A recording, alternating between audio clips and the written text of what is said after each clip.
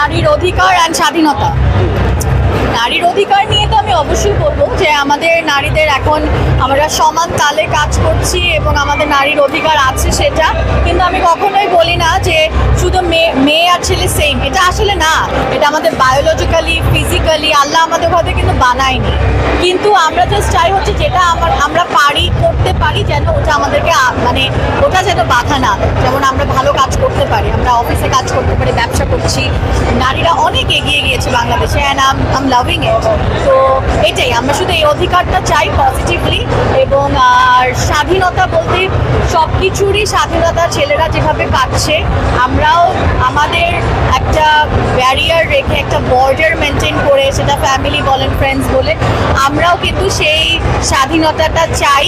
এবং কিন্তু আমি এটাও বলবো আপনাদেরকে যে অতিরিক্ত স্বাধীনতা মানে অনেকে হয় কি স্বাধীনতাটাকে মিস ইউজ করে ফেলে। সো এইটার জ্ঞান থাকতে হবে, এটা শুধু মেয়েদের ক্ষেত্রে না, ছেলেদের ক্ষেত্রে। অনেক ভালো লাগছে। So this is my third time লাইফাতে আসা, এবং যতবারই আসি ভালো লাগে। সব সেলিব্রিটিসদের সাথে, আমার অনেক কলিগসদের সাথে দেখা হয়, ভালোই লাগে।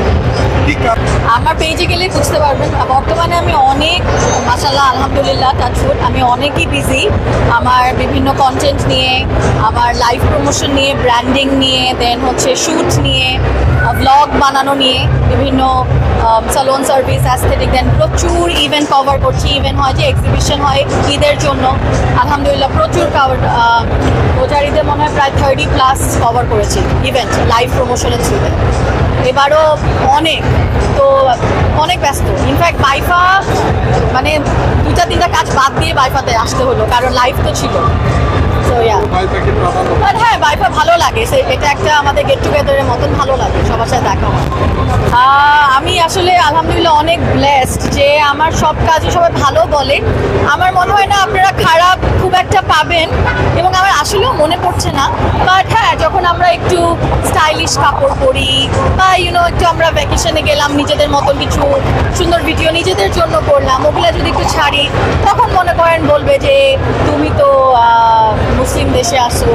কিছু কাপড় চোপড় নিয়ে তো সবাই বলে, এটা বাংলাদেশে এখন এটা আমাদের অভ্যাস হয়ে গেছে কমেন্ট পেতে পেতে, এখন কেয়ারও করি না।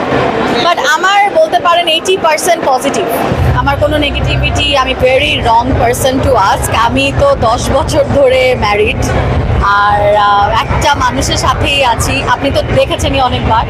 আর হচ্ছে আমি অবশ্যই দুজনকে সেমভাবেই দোষ দিব, কারণ এক হাতে তালি বাজে না।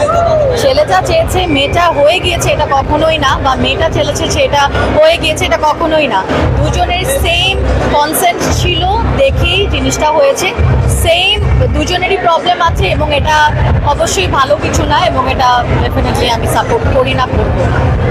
কাজ হচ্ছে ভাইয়া আলহামদুলিল্লাহ আপনাদের দোয়া ভালোবাসায়, আপনারা আমাদেরকে অনেক কভার করেন, আমরা ভালোই আছি, আমার ভালোই চলছে। 5 বছর ধরে আছি এই ইন্ডাস্ট্রিতে, সোশ্যাল মিডিয়া ইন্ডাস্ট্রিতে, এবং আমার আলহামদুলিল্লাহ পজিটিভলি আছে। এবং আপনারাও সবসময় আমার পজিটিভ জিনিসই প্রচার করেছেন, কোনো ওরকম পানও নাই, দেখানো নাই।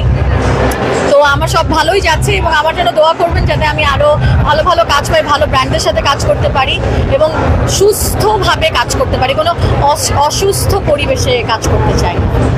থ্যাংক ইউ ভাইয়া।